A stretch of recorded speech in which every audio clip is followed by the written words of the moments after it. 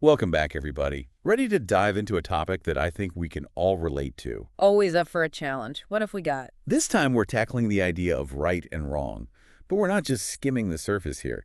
You guys have given us a real mix of stuff to dig into. We've got ethics and law, religion, culture, even a little bit of philosophy and psychology sprinkled in. A real buffet of perspectives. Exactly. And the goal here isn't just to define those terms, but to see how those definitions change depending on, well, on where you're standing, you know? So it's less about finding the right answer and more about understanding how those answers can be so different, depending on your viewpoint. I like that. So let's kick things off with something we hear all the time. Ethics versus morality. The classic debate. Yeah. How do you usually explain the difference between those two? Well, I tend to think of ethics as kind of like the rule book, the Yeah. official rules of the game that everyone agrees to play by. Okay, I'm following. While morality is more like your personal strategy within that game. So ethics is the official playbook, and morality is how you, as a player, choose to actually play. Exactly. You might bend the rules a little, make choices based on what you believe is right, even if it's not strictly by the book. Now I see why that causes so much debate, especially when you've got different players, all with different strategies. And that tension is often at the heart of those tricky ethical dilemmas we all face. Oh, give me an example. I love an example. Okay, consider white lies. Everyone's told one at some point. Right, but is it ever okay to lie, even if it's to spare someone's feelings? Gets you thinking. If you're strictly following the rules, what we call deontology, then lying is always wrong, no exception. Like you're always supposed to follow the rules, no matter what. But then you have something called consequentialism, which focuses on outcomes. So it's less about the action itself and more about what happens because of it. Right. A consequentialist might say that a little white lie, if it prevents a bigger harm, is the right choice. Now that really makes you think about the motivations behind our choices. It's not always black and white. Definitely not. So how do societies try to solidify this idea of right and wrong for everyone? That's where the law comes in. The big rule book for everyone. Exactly. Laws are society's attempt to create a shared set of rules, a framework for what's acceptable behavior. But, and here's the kicker, laws can change, right? They absolutely do. What was once considered wrong can become perfectly fine as society evolves. Look at the laws around marijuana use. It's a prime example. In many places, what was once illegal and viewed as morally wrong is now legal and even, embraced by some. Makes you wonder what other laws we might see change in the future as our values continue to shift. Absolutely. And speaking of shifting values, we can't forget the impact of culture. Oh, culture's a fascinating one. I was reading about a tribe where sticking out your tongue is a sign of respect. That's a great example of how something perfectly normal in one culture can be completely baffling in another. Can you imagine doing that in like a business meeting here? People would think you'd lost it. And even within one culture, norms change over time. Yeah, for sure. Think about gender roles. They've changed a lot in many societies over time. It shows that what's considered right or wrong isn't fixed. It's constantly being reevaluated. Like we're all navigating with slightly different maps, and those maps are always being updated. Love that analogy. Mm-hmm. And of course, we can't talk about right and wrong without bringing in religion. Right, but it's crucial to remember we can't lump all religions together, can we? It's not a one-size-fits-all kind of thing. Definitely not. What's considered a sin in one religion might be a virtue in another. Beliefs about right and wrong actions can vary wildly depending on which higher power you're talking about. Even something as simple as food. Some religions have strict dietary rules. What's a normal meal in one faith could be totally off limits in another. It highlights how those cultural influences are woven into religious practices, impacting our sense of right and wrong. So it's not just about what's written in a sacred text, it's how that text is lived and breathed within a culture. That makes me wonder, how does philosophy try to make sense of all this? Well, that's where things get really interesting. Philosophers have developed all sorts of frameworks for thinking about ethics and morality. You've got utilitarianism, which is all about maximizing happiness for the greatest number of people. Like a moral cost-benefit analysis. Exactly. An action is considered right if it leads to the best overall outcome for the majority. But then you have something called virtue ethics, which focuses more on the character of the person making the choice. Right. Instead of focusing on the outcome, virtue ethics asks, what kind of person do I want to be? So less about the results and more about your inner compass. Precisely. And the right choice is the one that aligns with those virtues, whatever the consequences might be. So utilitarianism is focused on the greater good, while virtue ethics emphasizes personal integrity. And sometimes those two can lead to very different conclusions. Think about the trolley problem. Oh yeah, that one's a classic. You've got a runaway trolley headed for 5 people. You can switch it to a different track, but one person is there. Do you sacrifice one to save 5? It really forces you to examine which ethical framework you find most compelling It highlights the complexity of these questions. No easy answers. and why it's so important to engage with different perspectives. But even with all these external influences, ethics, law, religion, culture, even philosophy, it seems like there's still this inner voice, this set of personal beliefs guiding us, right? Absolutely. At the end of the day, we each have our own internal compass pointing us toward what we believe is right. And that's what we're going to explore more after the break. Stay with us. Welcome back. Before the break, we were talking about those personal beliefs, how they act as a kind of compass guiding us through all the different ideas about right and wrong. And we were just about to get into how we become more, what was it, ethically fluent. Is that something we can actually learn, or are we kind of stuck with the moral compass we're born with? That's the question, isn't it? The good news is that while those early experiences definitely shape our sense of right and wrong, we're not stuck. Think of it like learning a language. You start with the basics, but with practice and by immersing yourself, you become fluent. You can understand all the subtle differences. Okay, I like that. Yeah. So how do we practice moral fluency? Where do we even begin? Well, one powerful tool is self-reflection. Take time to really look at your own beliefs and biases. Ask yourself those tough questions. Why do I believe this? Where did this value come from? Is it possible I'm wrong? It's like holding up a mirror to your own beliefs and really looking closely, not to judge, but to understand why you believe what you believe. Exactly. And reading widely can be super helpful too. Expose yourself to different ethical frameworks, different philosophical arguments, even fictional stories that wrestle with moral dilemmas. It's like adding all these new maps to your moral GPS. You can navigate all sorts of ethical terrain. Are there any other, I don't know, moral exercises we can try? Absolutely. Don't underestimate conversation. Engage with people who see things differently than you do.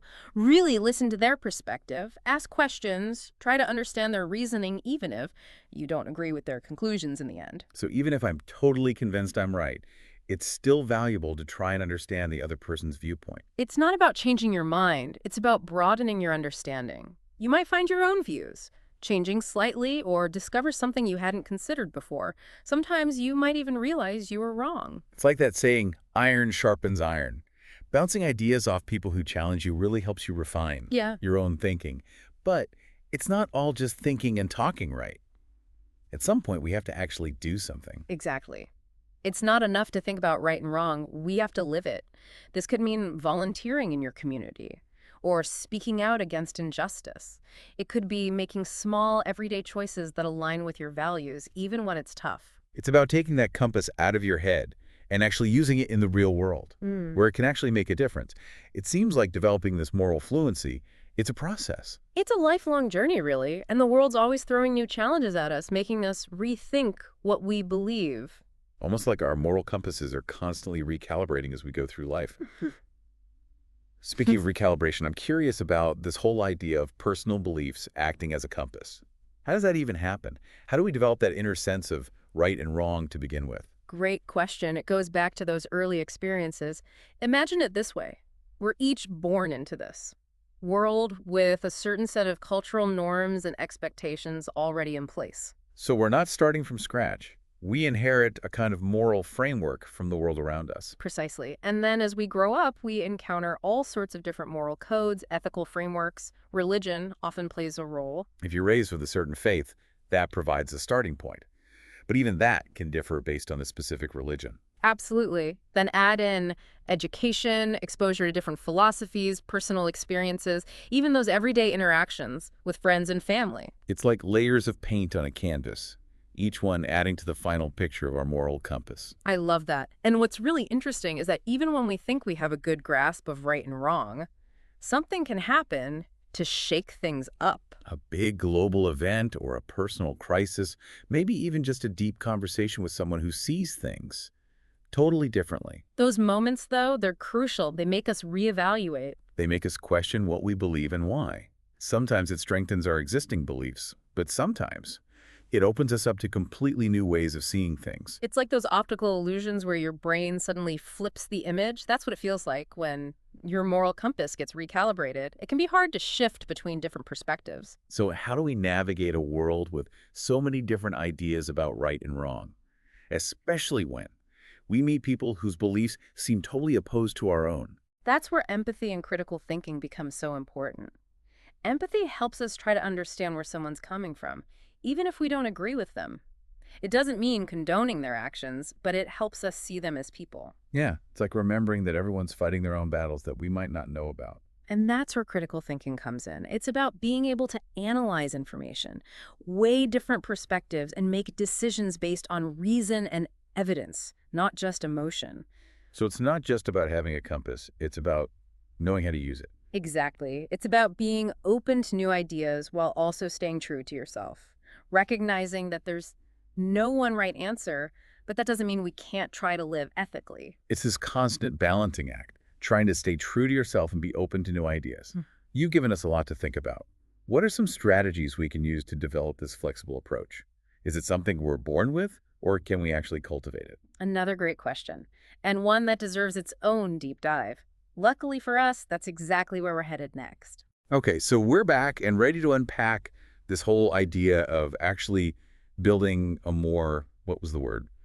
Nuanced and flexible approach to morality. Is that something we can actually train ourselves to do, or are we just kind of stuck with whatever ethical wiring we're born with? I think it's definitely possible to develop those ethical muscles. Remember that analogy we talked about earlier about language? Yeah, comparing it to learning a new language. Exactly. Just like you can expand your vocabulary and become more eloquent over time, you can also develop your ethical muscles and get better at navigating those tricky moral dilemmas. I'm all for ethical strength training, but where do we even begin? Well, one of the most powerful tools is something we've touched on already, self-reflection. Looking in that ethical mirror. Precisely. Take some time to really examine your own beliefs, your values, even your biases. Ask yourself those tough questions. Why do I believe this? Where did this value come from? Could I be wrong? It's like getting your own moral house in order before you start giving advice to others. Right. Exactly. And just like with any skill, practice makes perfect. Reading can be a fantastic way to broaden your ethical horizons. Okay, what should we be reading? Explore different philosophical perspectives, dive into those juicy ethical debates, even get lost in fictional stories that grapple with moral dilemmas. It's like cross-training for your mind. So it's not just about reading what you already agree with, it's about seeking out different viewpoints. Challenge yourself. Step outside that comfort zone. That's where the real growth happens. And don't forget the power of conversation. Real, genuine conversation with people who see things differently than you. Those can be tough, though, can't they?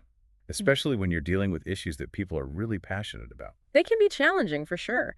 But remember, it's not about trying to win an argument or change anyone's mind. It's about listening, asking questions, and genuinely trying to understand their perspective.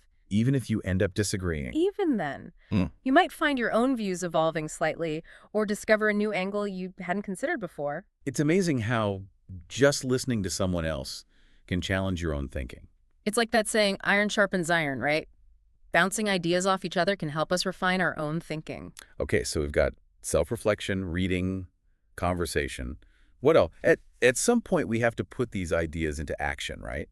Absolutely. It's not enough to just think about ethics. We have to actually live them. How do we do that? It could be volunteering in your community, speaking out against injustice when you see it, even just making those small, everyday choices that align with your values, even when it's hard. So it's not about waiting for some big opportunity to be mythical. It's about weaving those values into our everyday lives. Exactly. Making those values a part of who you are, not just something you think about every now and then. This has been an incredible deep dive. We've learned so much about all the different things that shape our sense of right and wrong and gotten some really practical tips on how to, strengthen those ethical muscles. It's been a fascinating journey. We've seen how ethics, law, religion, culture, psychology, all these things come together to create this incredible tapestry of right and wrong.